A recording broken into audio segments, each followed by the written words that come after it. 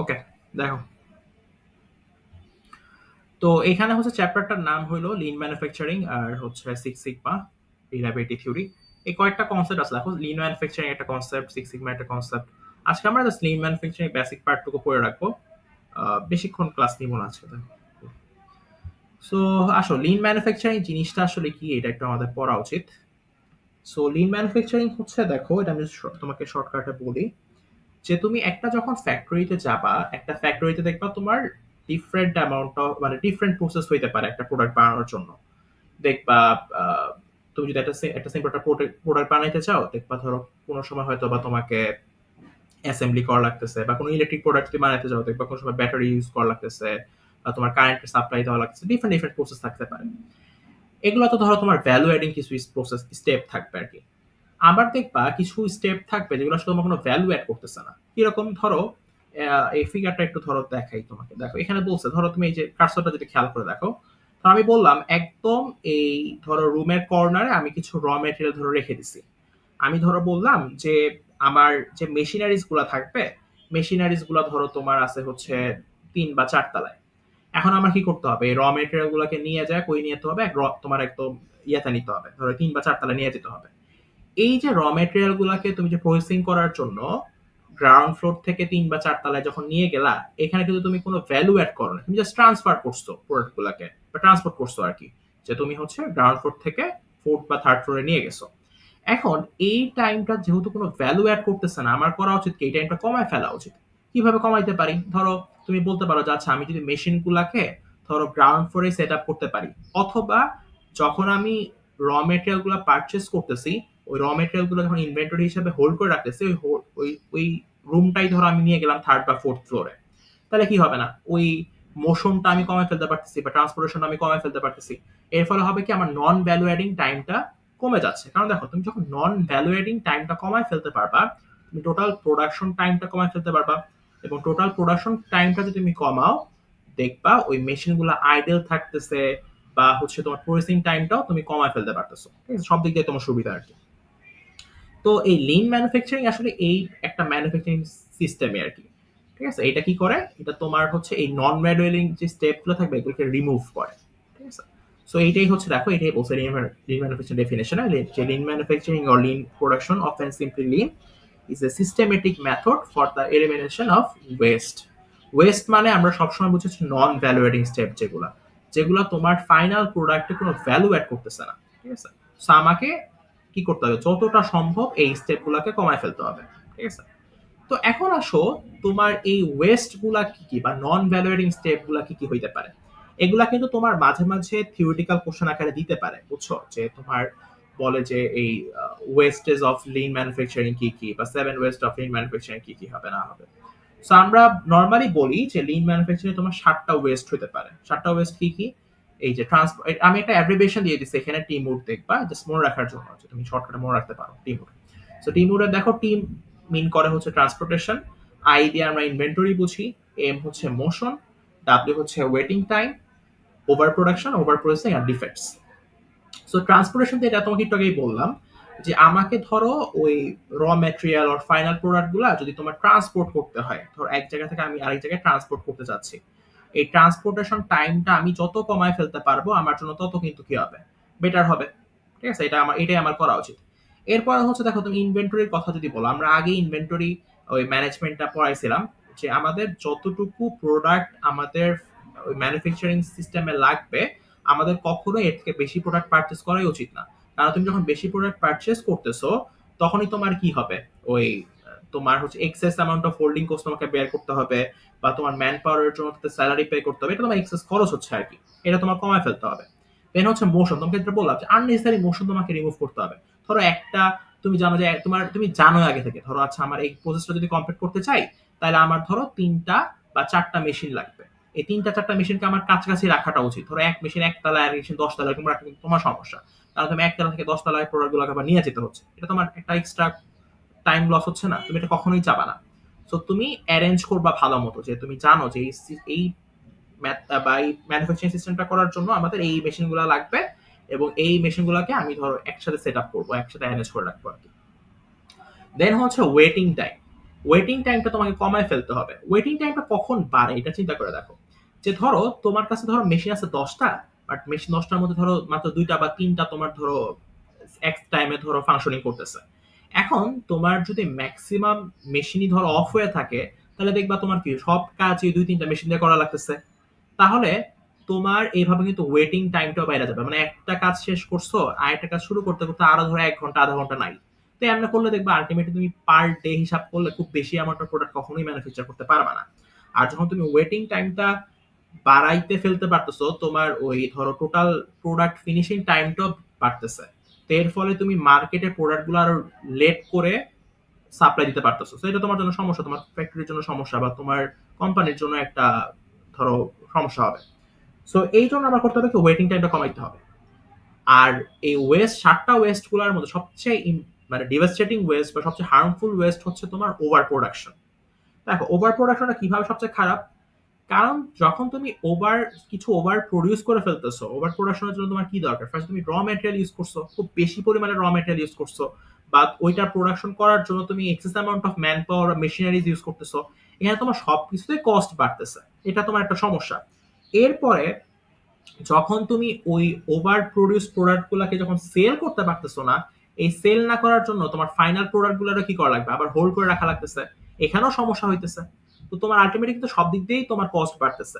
So আমার main কাজ হচ্ছে আমি যদি কোনোভাবে ওভার প্রোডাকশনকে কমায় ফেলতে পারি, দেখবা আলটিমেটলি তোমার টোটাল ফ্যাক্টরিরই সব ওয়েস্টকেই তুমি কমায় ফেলতে পারবা। ঠিক আছে, সো এই 7টা ওয়েস্ট তোমাকে একটু মনে রাখতে হবে।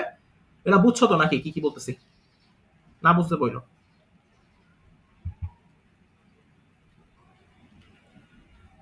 হ্যাঁ, সবাই বুঝছো?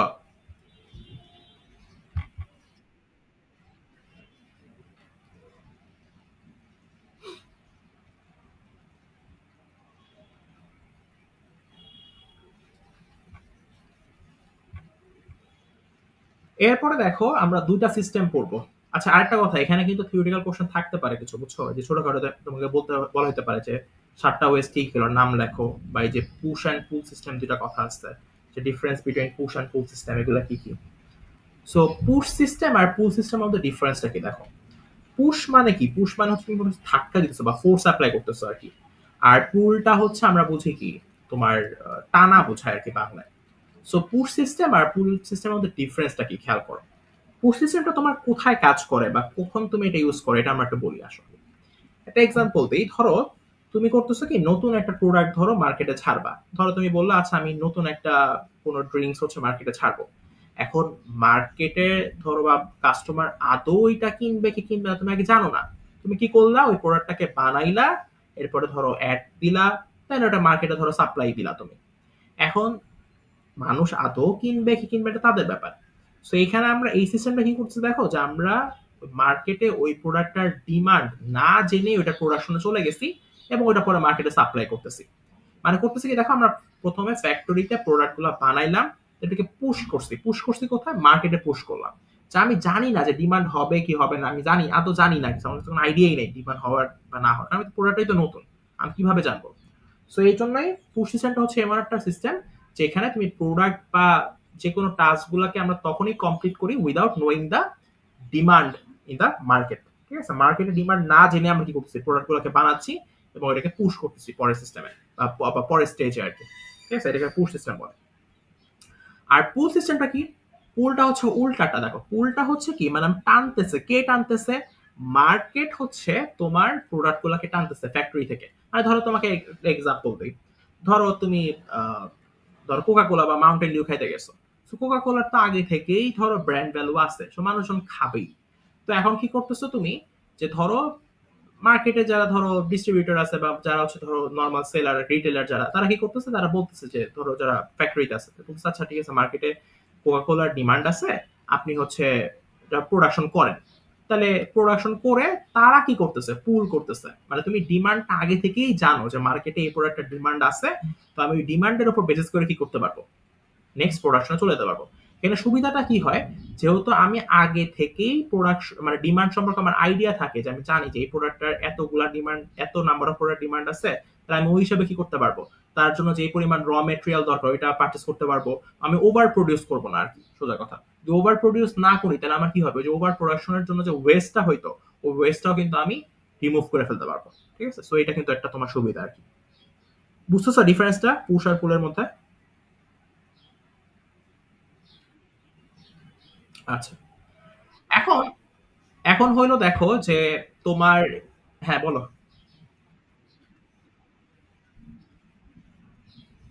পুশ সিস্টেমে করি, হ্যাঁ পুশে করি।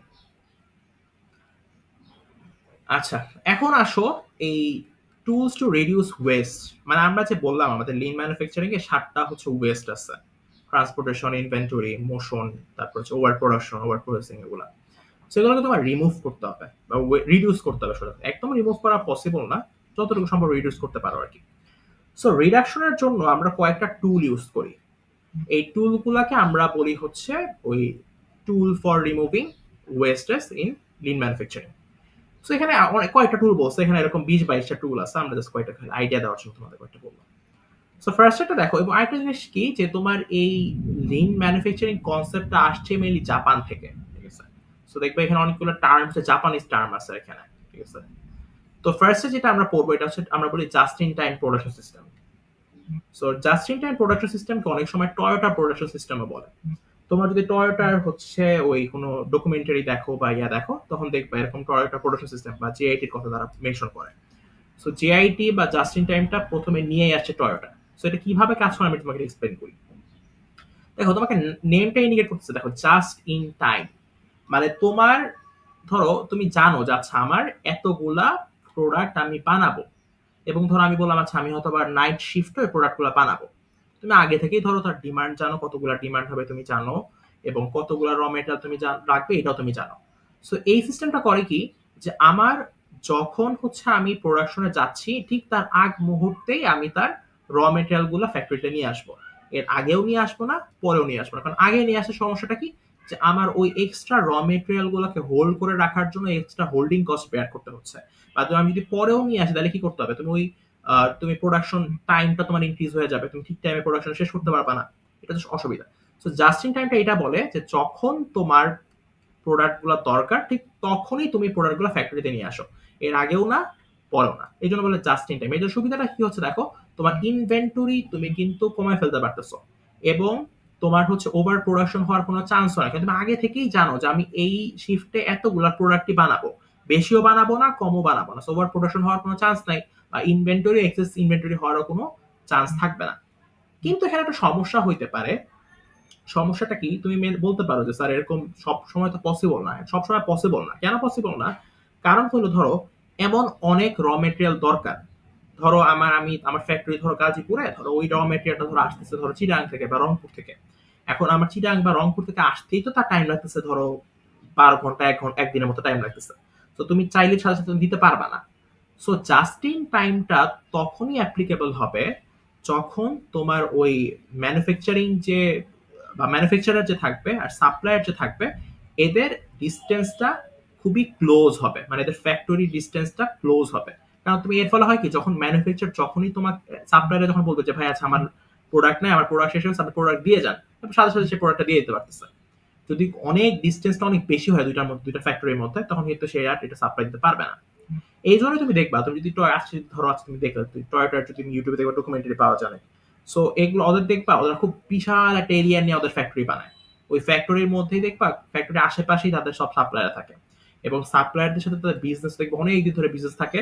সো সাপ্লায়ারও তার ভালো প্রোডাক্ট দেয় এবং টাইমলি প্রোডাক্ট দেয় আর কি। সো এর ফলে হয় কি, তুমি সে টাইমলি কাজটা কমপ্লিট করতে পারতেছে, এবং দেখবা ওই মানে কাস্টমারও আলটিমেটলি স্যাটিসফাইড হইতেছে। এই হচ্ছে জাস্ট ইন টাইমের মেইন কনসেপ্ট আর কি। বুঝছো কথা? কেউ না বুঝতে বলো।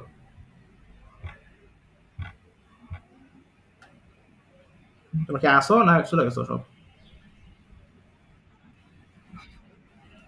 আচ্ছা, থাইকো, আমি কিন্তু লাস্টে রোল কল করবো, অ্যাটেন্ডেন্স পরে পাবো না কিন্তু। আচ্ছা, নেক্সট আসো আরেকটা সিস্টেম বলি আমরা, এটা হচ্ছে কানবান। কানবান জিনিসটা কি? কানবান হচ্ছে একটা জাপানিজ ওয়ার্ড আর কি। সো কানবান মানে মেইনলি হচ্ছে তোমার মেইনলি বোঝা যায় ভিজুয়াল কার্ড। আচ্ছা, এটা সুবিধাটা কি দেখো, এটা তো একটু বলি। এটা হচ্ছে কি, তুমি তোমার হয়তো বা বড় কোনো ইন্ডাস্ট্রি চাও না, দেখবা বিশাল বিশাল ইন্ডাস্ট্রি থাকে। বাংলাদেশে যে ওয়ালটন ইন্ডাস্ট্রি গুলো বিশাল বড় বড় ইন্ডাস্ট্রি, সো এগুলো ইন্ডাস্ট্রিতে দেখবা যে হয় কি একটা প্রোডাক্ট বানাইতে গেলে তোমার দেখবা প্রায় 10-12টা স্টেপ লাগে। মানে ফার্স্ট স্টেপ, দেন সেকেন্ডটা, থার্ড, এরকম অনেকগুলো স্টেপ লাগে। এখন হয় কি, সবাই তো সব স্টেপ কাজ করে না। ধরো একজন, কিছু মানুষ থাকে তারা শুধু ধরো ফার্স্ট স্টেপে বা সেকেন্ড স্টেপে কাজ করতেছে, আবার কিছু তারা মিডলে কাজ করতেছে, এরকম থাকে আর কি। এখন হয় কি, এরকম দেখবে এই যে আমরা দেখো একটা ফিগার দেখাইছি, ফিগার এরকম হয় কি, তোমার প্রোডাক্টের সাথে এরকম একটা কার্ড দিয়ে দেওয়া হয়। কার্ড দিলে হয় কি, দেখো কয়টা লেখা আছে, রাইট, এডিট, স্কেজুল, পাবলিশ, এরকম কথাবার্তা আছে। এটা জিনিসটা কিরকম, ধরো একজন অ্যাসেম্বলি করতেছে, তো সে অ্যাসেম্বলিটা কখন শুরু করছে কখন শেষ করছে এটা স্কেজুল করে ফেলছে আর কি। আর এর ফলে হয় কি, তুমি জানতে পারবা যে তোমার ওই শিফটে কতগুলা প্রোডাক্ট বের হইতেছে, কতগুলা ঢুকতেছে, কখন কোনটা কাজ শুরু হয়েছে, বা কোনো হঠাৎ করে কোনো সময় কাজ অফ হয়েছিল কিনা, তুমি সব জানতে পারবা। এবং আরেকটা সুবিধা কি, যে ধরো এরকম হইতে পারে তোমার ট্র্যাক রাখতে পারবা তুমি, যে এই স্টেপটা কি আদৌ কমপ্লিট হয়েছে কি হয় নাই, বা এটা হয়েছে কি হয় নাই। কারণ হয় কি, এরকম একটা টিক দিতে হয়, আচ্ছা আমি কাজটা শেষ, আমি এটা টিক দিয়ে দিলাম, আমার এখানে কাজ শেষ। বা ধরো এরকম হইতে পারে অনেক সময়, যে ধরো তুমি ফোর্থ স্টেপে যা ওই, ধরো ওই প্রোডাক্টে কোনো একটা ঝামেলা পাওয়া গেছে। ধরো তুমি ইলেকট্রিক্যাল প্রোডাক্ট হইলে তুমি ধরো বললা যাচ্ছে হয়তো বা কোনো কানেকশন গুলো ভালো মতো দেওয়া হয় নাই, বা তোমার যেভাবে কানেকশন গুলো দেওয়ার কথা ছিল ওইভাবে তুমি দিতে পারো না, বা ডাইমেনশন ধরো তোমার চেঞ্জ হয়ে গেছে, এরকম হইতেই পারে সমস্যা। তো তোমাকে ওই ফোর্থ স্টেপে যে আছে সে হয়তো লিখা দিবে যে আচ্ছা এখানে ডাইমেনশনের কোনো সমস্যা আছে, বা এখানে হয়তো বা কানেকশনের সমস্যা আছে। এর ফলে হয় কি, তুমি ট্র্যাক রাখতে পারতেছো যে আমার কোন স্টেপে প্রবলেমটা ইনিশিয়েট হয়েছে, এবং কোথায় যে ওটা মানে সলভ করতে লাগবে, ঠিক আছে, এরকম তুমি একটা মানে একটা মেইনটেইন করতে পারো ভালো মতো। কিন্তু সবচেয়ে সুবিধাটা কি দেখো, তুমি যদি কানবানটা ইউজ না করো, বাংলাদেশে ম্যাক্সিমাম ফ্যাক্টরিতে এটা ইউজ করে না, এগুলো জাপানিজ দেখবা তুমি, জাপানিজ যেগুলো ভিডিও থাকে বিভিন্ন কানবানকে সার্চ দিলে তুমি পাবা, দেখবে সুন্দর মতো ভিডিও এরকম চলে আসে। তো ওরা করে কি, এখানে বড় সুবিধাটা কি, যে তুমি ট্র্যাক রাখতে পারতেছো যে কোন স্টেপে সমস্যা হয়েছে বা কোন স্টেপে সমস্যা হয় নাই।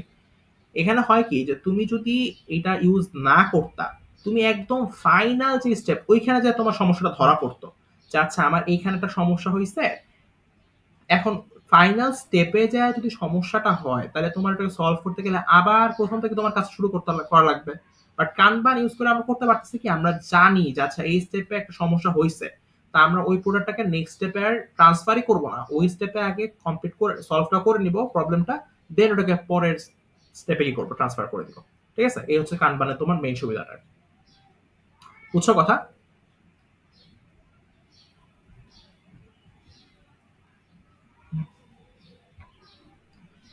আচ্ছা, নেক্সট হচ্ছে দেখো, এটাকে আমরা বলি হইলো এসএমইডি, বা single minute exchange of dice.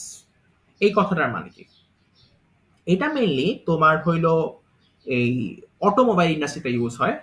Automobile ইন্ডাস্ট্রিতে কিভাবে ইউজ হয় এটা, যে দেখবা তুমি বড় বড় অটোমোবাইল ইন্ডাস্ট্রিতে হয় কি, যে কতগুলো ডাইস ইউজ করে, ডাইস এর মানে হচ্ছে বাংলায় ছাঁচ বলি আর কি আমরা এটাকে। তো ছাঁচ জিনিসটা আসলে কি, যে ধরো কোনো পার্ট দিয়ে ধরো তুমি হচ্ছে ওই বাইরের ধরো একটা পার্টকে ধরো তুমি ডাইসের মতো নিয়ে আসছো, বা কোনোটা ধরো ইঞ্জিনের জন্য তুমি ডাইস ইউজ করতেছো, বা কোনোটার ধরো তুমি হেডলাইটের জন্য ইউজ করতেছো। তো ডিফারেন্ট ডিফারেন্ট ডাইস থাকে আর কি। এখন এক একটা প্রোডাক্ট বানাইতে তোমার ডিফারেন্ট ডিফারেন্ট ধরো তোমার হচ্ছে প্রসেস কমপ্লিট করতে হবে। তো তোমার কথা হলো যে একটা ডাইস যখন আমি শুরু করতেছি, ওইটাতে তাড়াতাড়ি আমি শেষ করে ফেলতে পারি, মানে ওইটা যখন কাজ করা শেষ, তাড়াতাড়ি আমি রিমুভ করে ওইটার কাজ পাশাপাশি আরেকটাকে নিয়ে আসবো, এরপর ওটাকে রিমুভ করলে ধরো আরেকটাকে নিয়ে আসবো, এরকম করে তাড়াতাড়ি শেষ করতে হবে আর কি আমাদের। যে ধরো তুমি একটা ডাইসের কাজ শেষ করছো, এরপর আবার আধা ঘন্টা ধরে বসে আসছো পরের স্টেপের জন্য, এরপর আবার কাজ করলে এরকম তো করা যাবে না। তোমার যে স্টেপের কাজটা শেষ, ওই স্টেপটা তাড়াতাড়ি তোমার কমপ্লিট করে শেষ করে ফেলতে হবে। ঠিক আছে, এই হচ্ছে তোমার সিঙ্গেল মিড এক্সটেনশন টাইজের কথা। আর লাস্টলি আজকে আমরা আরেকটা জিনিস পড়বো, এটা দিয়ে শেষ করে দিয়েছি, এত বেশি পড়াবো না। এটা হইলো তোমার 5S ফিলোসফি। 5S ফিলোসফি জিনিসটা আসলে কি, 5Sটাকে আমরা বলি হচ্ছে, 5S দেখো 5টা এস আছে এখানে: sort, set in order, shine, standardise আর সাস্টেইন। তো সর্ট জিনিসটা আসলে কি, সর্টটা হচ্ছে কি, যে আমরা এখানে দেখো অনেকগুলো বললাম না স্টেপ, যে যেগুলো হচ্ছে আমাদের কোনো দরকার নাই, বা যে স্টেপগুলো আমাদের কোনো ভ্যালু অ্যাড করতেছে না, ওই নন ভ্যালুয়েটিং স্টেপগুলোকে আমরা রিমুভ করে ফেলতে হবে। যেগুলো দরকার না ওগুলো আমরা কোনো কাজই করবো না, ওগুলো রিমুভ করে ফেলবো আর কি। ঠিক আছে, তো নন ভ্যালুয়েটিং গুলো স্টেপগুলোকে যখন আমি রিমুভ করে ফেলতেছি, তাহলে আমার দেখবো যে ওয়েস্ট গুলা কমে ফেলতে পারবো আমি। ঠিক আছে, তো এই জন্য আমার করতে হবে সর্ট করতে হবে, প্রথমে প্রথমে জানতে হবে যে কোনগুলো স্টেপ আমার ভ্যালুয়েটিং, কোনগুলো নন ভ্যালুয়েটিং। ঠিক আছে, তুমি ফার্স্টে এটা ফাইন্ড আউট করলা। নেক্সট তোমার কাজ হচ্ছে কি সেট ইন অর্ডার, মানে তুমি জানো যে আচ্ছা আমি যদি এই প্রোডাক্টটা ম্যানুফ্যাকচার করতে চাই, তাহলে এই প্রোডাক্টটা ম্যানুফ্যাকচার করতে গেলে আমাদের প্রথমে ধরো এই ৪ টা বা ৫ টা মেশিন লাগবে। তো তুমি করলা কি ওই ৪ টা বা ৫ টা মেশিন একই সাথে সেটআপ করে রাখলা। মানে ৪ টা মেশিন বা ৫ টা মেশিনকে একই ফ্লোরে তুমি এরেঞ্জ করলা। এর ফলে হইতেছে কি তোমার এক্সেসিভ ওই মোশনটা তুমি রিডিউস করে ফেলতে পারতেছো। তো তোমার আননেসেসারি মোশন গুলো করা লাগতেছে না। ঠিক আছে? এটা তো তোমার সেট ইন অর্ডারের সুবিধা। আর এটা হচ্ছে শাইন। শাইন কথাটা কেন ইম্পর্টেন্ট দেখো? শাইনটা ইম্পর্টেন্ট কেন? যে তোমার শাইন মানে কি তোমার ক্লিন করতে হবে। ক্লিনটা কি? কেন দেখো এটা মেইনলি ঝামেলাটা লাগে হচ্ছে তোমার কেমিক্যাল ইন্ডাস্ট্রিতে যায়। তুমি ধরো কোনো পেইন্টিং ইন্ডাস্ট্রিতে যাও বা তুমি কোনো ব্যাটারি ইন্ডাস্ট্রিতে যাও, হয় কি তোমার মানে দেখবা ডিফারেন্ট দেখো হার্মফুল গ্যাসেস ক্রিয়েট হয় অর হচ্ছে তোমার ডিফারেন্ট দেখবা হচ্ছে পার্টিকেল থাকে। এরা করে কি তোমার রিঅ্যাকশনের মাধ্যমে বিভিন্ন কেমিক্যাল রিঅ্যাকশনের মাধ্যমে তোমার দেখবা এক্সট্রা ওয়েস্ট ক্রিয়েট করে। সো এটা করে কি এর ফলে হয় তোমার দেখবা তোমার যে ফাইনাল যে ডিজায়ার্ড যে প্রোডাক্ট থাকে ওইটার তোমার যে ইফেক্টিভ যে ডাইমেনশনটা হওয়ার উচিত ছিল এটা হয় না, ডাইমেনশন দেখবা চেঞ্জ হতে পারে বা এটা প্রপারলি ফাংশনিং করে না, ঠিক আছে, বিভিন্ন ঝামেলা হইতে পারে। সো আমার করতে হবে কি, অবশ্যই আমরা যেই ফ্লোরে কাজটা করতেছি ওই ফ্লোরটা অবশ্যই ক্লিন হইতে হবে, ঠিক আছে। দেন হচ্ছে তোমার আহ, এটা হচ্ছে স্ট্যান্ডার্ডাইজ, আমরা বলি স্ট্যান্ডার্ডাইজ আর হচ্ছে সাস্টেইন। স্ট্যান্ডার্ডাইজ জিনিসটা কি, যে আমরা যে এই যে সর্ট সেট ইন অর্ডার শাইনটা যে করলাম এগুলাকে রেগুলার বেসিসে করতে হবে। ধরো তুমি আজকে একটা সময় করলা আবার ধরো তুমি ১ বছর তোমার কোনো খবর নাই, এরকম করলে হবে না। তোমাকে রেগুলার বেসিসে কাজগুলো সলভ করতে হবে। আর সাস্টেইন হইতে হবে যে আমরা যে উপরে যে কাজগুলো সবগুলো মানে সাস্টেনেবল কিনা। মানে ধরো তুমি হ্যাঁ সবগুলো কাজই করছো ঠিক মতোই করছো, কিন্তু যা দেখলা যে এটা সাস্টেনেবল না বা এটা করে তোমার খুব বেশি একটা লাভ হইতেছে না, তো ওইটা করে কিন্তু তোমার লাভ নাই, ঠিক আছে। সো তোমার অবশ্যই ফার্স্টে আইডেন্টিফাই করতে হবে আমার কোন কোন কাজগুলো নন ভ্যালুয়েটিং ওগুলোকে রিমুভ করতে হবে, কোন কোন মেশিনগুলো আমার দরকারি ওগুলোকে একসাথে অ্যারেঞ্জ করতে হবে, তারপরে ক্লিন করবা তোমার ওয়ার্কফ্লোর, এরপরে তুমি এটাকে রেগুলার বেসিসে করবা আর কি, ঠিক আছে, বা মেইনটেনেন্স করবা আর কি। এই হচ্ছে তোমার 5S ফিলোসফির মেইন কথাটা, ঠিক আছে। তো এটা ওয়ান কাইন্ড অফ ফিলোসফি আর কি, মানে এটা থিওরিটিক্যাল কথাবার্তা। এখন তুমি ডিফারেন্ট ইন্ডাস্ট্রিতে ডিফারেন্ট ডিফারেন্ট ভাবে সেটা কাজ করে। আচ্ছা, এটুকু সবাই বুঝছো?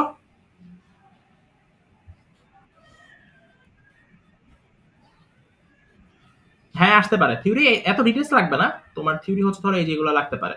তোমার বলতে বলা হইতে পারে যে write down the 7 waste of lean manufacturing, or এভাবে বলা হইতে পারে যে difference between push and pull system, এটা করতে পারো। অথবা তোমাকে এগুলো ডিটেইলস মানে এক্সপ্লেনেশন চাবে না তোমার কাছে। হয়তোবা তোমাকে এখানে বলতে পারবে যে write down the tools to reduce waste of lean manufacturing. So এগুলা টুলগুলো কি কি এটা লিখে দিবা। এরকম ভাবে আসবে। মানে এক্সপ্লেনেশন আসবে না। বুঝছো কথা? ওকে। তাহলে ক্লাস এইটুকুই, আমি জাস্ট রোল কলটা করি, থাইকো সবাই।